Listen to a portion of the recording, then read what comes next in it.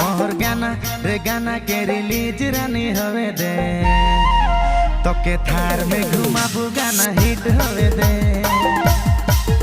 मोहर गाना रे गाना के रिलीज रानी हवे दे।